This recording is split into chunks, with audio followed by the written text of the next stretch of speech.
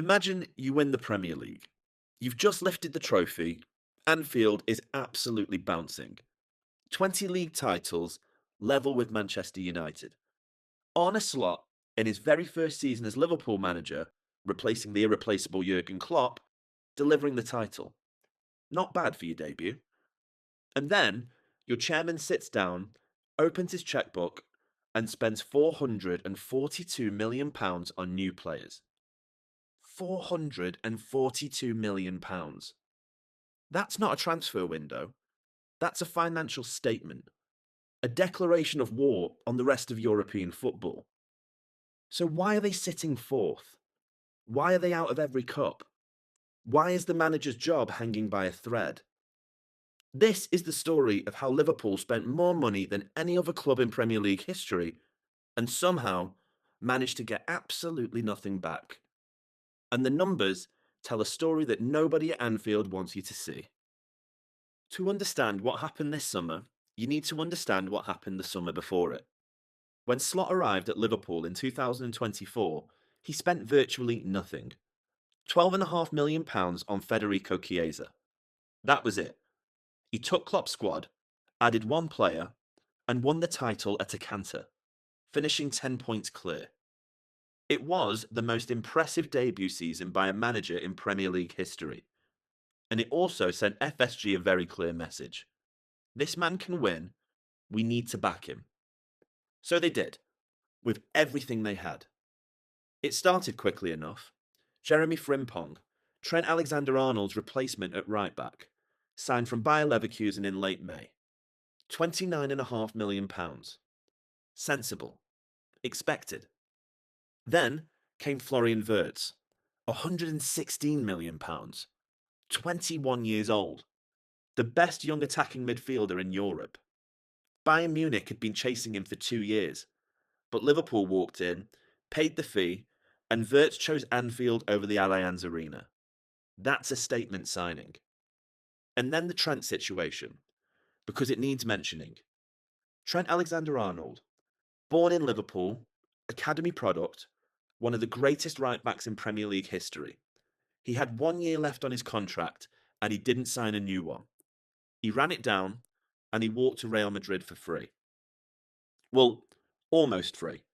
Liverpool accepted £10 million to let him join Real Madrid early for the Club World Cup. 10 million for Trent Alexander-Arnold. It still hurts Liverpool fans to say that out loud. Meanwhile, as Liverpool was selling one of their greatest ever players for a tenner, they were also trying to sign Mark Gahey from Crystal Palace. An England international centre-back. They'd agreed the fee, £35 million. Gahey even had his medical. The deal sheet was submitted and it was done. And then Crystal Palace pulled the plug. Their manager Oliver Glasner couldn't find a replacement. The deal for a backup fell through at the last minute, and Steve Parish made the call to keep his captain. Liverpool missed out on a player they desperately needed at the back, and the defensive frailty that followed came back to haunt them all season. But they weren't done spending. Hugo Ekitike, the hottest striker in the Bundesliga, was next. And this one had a subplot, because Newcastle thought they'd got him. Ekitike had been in talks with Newcastle all summer long. A deal was basically agreed. Eddie Howe had plans to pair him with Alexander Isak up front. It was happening. And then Liverpool rang. Ekitike made his choice instantly. One phone call from Arne Slot, and Newcastle were out of the picture. Liverpool paid £79 million and signed him right underneath Newcastle's nose. Then Milos Kerkez, £40 million from Bournemouth. Left back, Andrew Robertson's long-term replacement. By the time the window approached deadline day, Liverpool had already broken the British transfer record. Wirtz at £116 million. And then, on the final day of the window, they went and broke it again. Alexander Isak, £125 million from Newcastle United. A new British record. The most expensive transfer in the history of English football. And just to twist the knife further into Newcastle, Liverpool had now taken both Ekitike and Isak. the two strikers that Newcastle had planned to build their future around, in the same window, from the same club. Final tally, £442 million spent. A Premier League record. The most any club anywhere in England has ever spent in a single transfer window. But here's where it gets painful. The season started well enough. Ekitike scored on his debut in the Community Shield. New players were bedding in, and optimism was everywhere. But before a ball was kicked in the Premier League, Liverpool suffered a loss that no transfer budget could ever compensate for. On the 3rd of July 2025, just weeks after winning the title, Diogo Jota died in a car accident in Spain. He was 28 years old. His brother Andre died alongside him. Jota had been married just 11 days earlier. Liverpool retired his number 20 shirt, the first time in the club's history they'd ever done that. Arne Slot said at the time, "We had the same dream and we fulfilled it together." What happened on the pitch this season needs to be understood in the shadow of that. This squad went into the 2025-26 season carrying genuine grief. A player they loved, a teammate, and not just a footballer. The whole footballing world mourned his loss. And still, with all of that acknowledged, what followed on the pitch was a sporting collapse that the finances could not ignore. Because £442 million was supposed to make Liverpool unstoppable. Instead, nothing went to plan. Crystal Palace knocked them out of the EFL Cup in the 4th round. The same Crystal Palace whose defender Mark Gahey Liverpool had failed to sign. You couldn't write it. Manchester City knocked them out of the FA Cup in the quarter-final stage. Then, the Champions League. Liverpool made the quarter-finals, where they faced PSG. PSG were relentless. 2-0 in Paris and 2-0 at Anfield. 4-0 on aggregate. The highest spending squad in Premier League history couldn't score a single goal across 180 minutes of Champions League football. In the league, they currently sit 4th, 18 points behind Arsenal, and the title defence ended before Christmas. Right, the money. Because this is Sports Cash Files, and this is where it really hurts. Last season, Liverpool won the Premier League and earned £174.9 million in distributions from the league alone. Prize money, merit payments, broadcasting allocations. All of it. This season, finishing 4th, they'll earn somewhere around £148 million to £152 million. That's roughly £25 million wiped off just from finishing lower in the table. But that's the small number. The bigger hit is the Champions League. Liverpool earned approximately £46 million from this season's competition before PSG knocked them out in the quarters. That sounds decent until you consider that a club going deep, semi-finals, finals, or winning it, you can earn north of £100 million. Liverpool left £50 to £60 million on the table the moment that they couldn't score past PSG.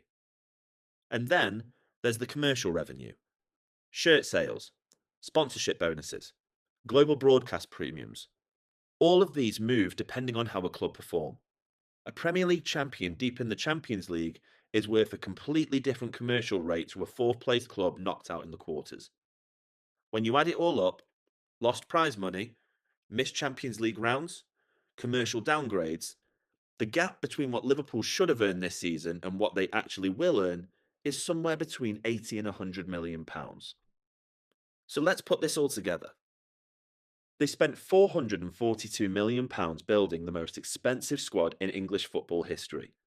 And in return, they've lost somewhere between £80 and £100 million in revenue that they should have generated. Revenue they generated the season before without spending a penny. That's not a bad season. That's a financial catastrophe. And now, the question nobody at Anfield wants to answer. Is Arne Slot still the manager next season? And here's the part that makes this fascinating from a football politics point of view. Xabi Alonso, Liverpool legend, a former midfielder, and a man that the fans have adored since Istanbul 2005. He was sacked by Real Madrid in January 2026 after just 8 months on the job, and he's been available ever since. Reports from Spain claim a verbal agreement is already in place for Alonso to take over at Anfield this summer. German outlet Bild have reported he's ready to move back to Liverpool. Spanish newspaper AS have said that there are no doubts about where his future lies. But here's a twist. Chelsea are now circling. They've just sacked their own manager, and according to reports from this week, Alonso is now being forced to consider his options after feeling let down by Liverpool's reluctance to commit. Saudi Arabia have also made approaches. So not only could Liverpool end this season without a trophy, they could lose the race for the one manager that every Liverpool fan wants. To Chelsea. The official Liverpool line is that Slot keeps his job. FSG is supportive. He deserves another transfer window. But there's a boardroom fracture. Reports of a split between sporting director Richard Hughes backing Slot and other figures at the club who aren't so sure. The man who won them a league last May, £442 million later, and his future is genuinely uncertain. Here's the uncomfortable truth about what Liverpool did last summer. They had a squad that had just won the Premier League, a system that worked, and a manager who had players believing in him. And instead of building on it, carefully, patiently, they threw nearly £500 million at the problem and changed almost everything that made it work. The transfers weren't the problem on paper. Isak, Wirtz, Ekitike. They're generational footballers. But football doesn't care about paper. And right now, the most expensive squad assembled in English football history is sitting fourth, watching Arsenal lift the title, wondering where it all went wrong. £442 million and 1-0.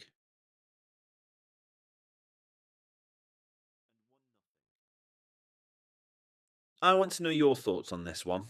Do you think Slot deserves another season, or is it time for Xabi Alonso to come home? Drop it in the comments below. If you enjoyed this video, a like really does help the channel reach more screens. It makes a bigger difference than you'd think. Subscribe to Sports Cash Files for more. Every week we dig into the financial stories behind the biggest moments in sport, the numbers the broadcasters don't talk about. Thanks for watching. See you in the next one.